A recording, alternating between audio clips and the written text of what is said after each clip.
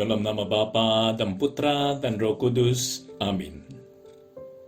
Ya Tuhanku, ya Allahku, aku sungguh percaya bahwa Engkau hadir di sini, bahwa Engkau melihatku, bahwa Engkau mendengarkan aku.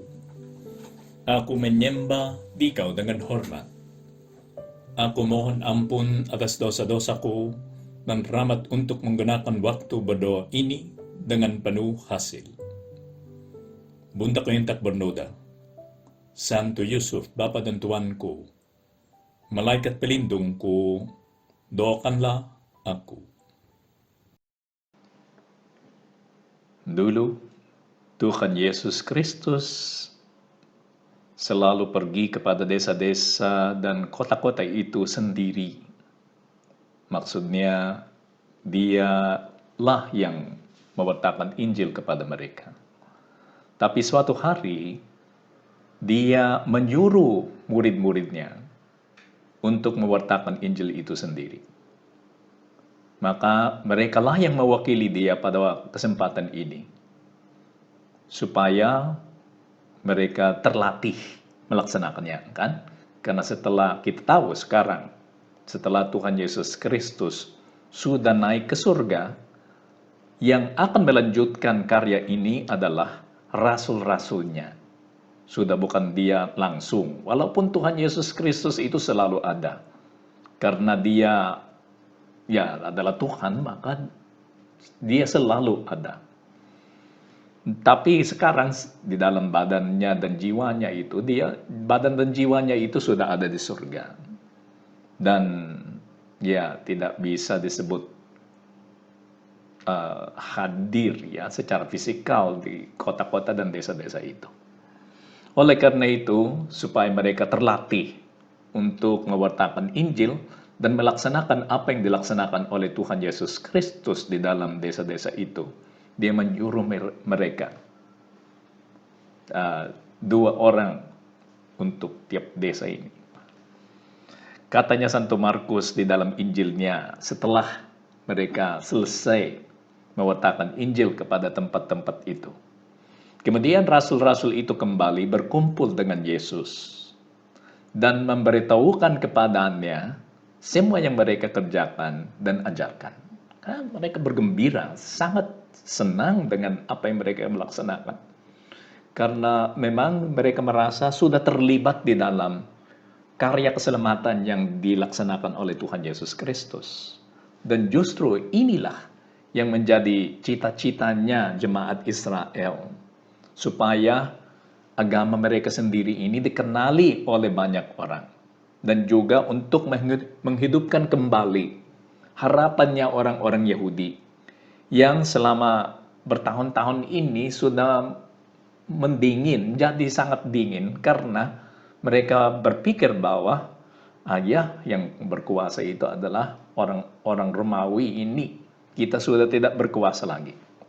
Ternyata lewat ajarannya Tuhan Yesus Kristus, harapannya orang-orang Yahudi itu terbangun lagi. Setelah mendengarkan semua cerita yang diberikan kepadanya oleh rasul-rasulnya ini, apakah Yesus Kristus itu bertindak seperti seorang CEO zaman ini? Bagaimana seorang CEO akan bereaksi terhadap kesuksesan orang-orang bawaannya ini? Kalau seorang CEO melihat bahwa orang-orang ini sudah mencapai target-targetnya, dia akan mendorong mereka kembali, keluar lagi. Kita mau mencapai target baru. Ini yang duniawi, kan? Kalau orangnya itu, seorang pemimpin adalah pemimpin duniawi, dia mau menambah kesuksesan di dalam organisasinya ini. Tapi apakah yang dilaksanakan oleh Tuhan Yesus Kristus setelah semua cerita itu disampaikan kepadanya oleh rasul-rasulnya? Katanya Santo Markus, lalu ia berkata kepada mereka, marilah ke tempat yang sunyi, supaya kita sendirian dan beristirahatlah seketika. Sebab memang begitu banyaknya orang yang datang dan yang pergi, sehingga makan pun mereka tidak sempat. Apa yang dilaksanakan oleh Tuhan Yesus Kristus? Bagaimana sikapnya? Dia sangat peduli atas orangnya, kan? Bukan tujuan organisasi, melainkan rasulnya ini.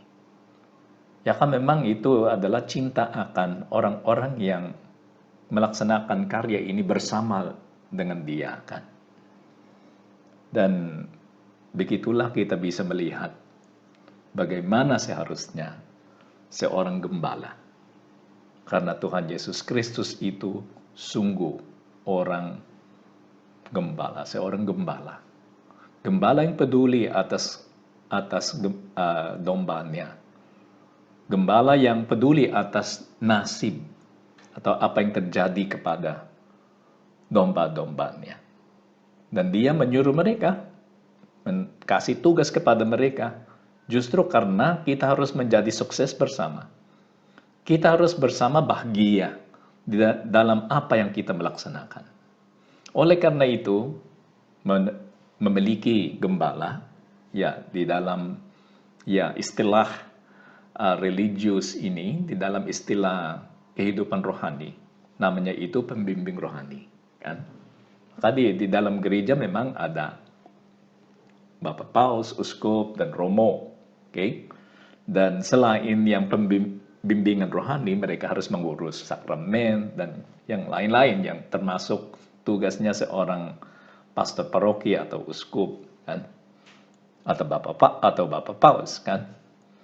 Tapi salah satu tugasnya adalah membimbing domba-dombanya. Harus peduli, itu bukan sekedar mengurus organisasi. Ini adalah melayani dan melindungi keluarga. Oleh karena itu kita perlu seorang pembimbing, seorang gembala yang bisa membantu kita untuk menjadi orang kudus, orang yang layak untuk masuk ke surga. Ini adalah sesuatu yang tradisional di dalam gereja Katolik, bimbingan rohani. Oleh karena itu, Santo Josemaria selalu mengajarnya. Di dalam bukunya Jalan, nomor 59, dia mengatakan, inilah ajaran yang sangat berguna bagimu. Akal budimu adalah penasihat yang buruk, pemandu yang tidak cakap untuk mengemudikan jiwamu saat melawan topan dan badai yang mengarungi lautan berkarang dari kehidupan rohanimu. Ini bukan maksudnya bahwa Santo Josemaria itu mengatakan bahwa kita kurang kuat atau tidak bisa mandiri, bukan. Hanya karena kita kurang berpengalaman di dalam kehidupan rohani.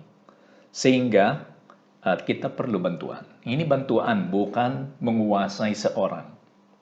Oleh karena itu, katanya di dalam pokok renungan ini yang sama, adalah kehendak Tuhan bahwa pemegang kendali kapal itu dipercayakan kepada seorang nakoda. Harus ada seorang nakoda. Harus ada pemimpinnya, harus ada yang membimbing, yang mengerahkan orang itu.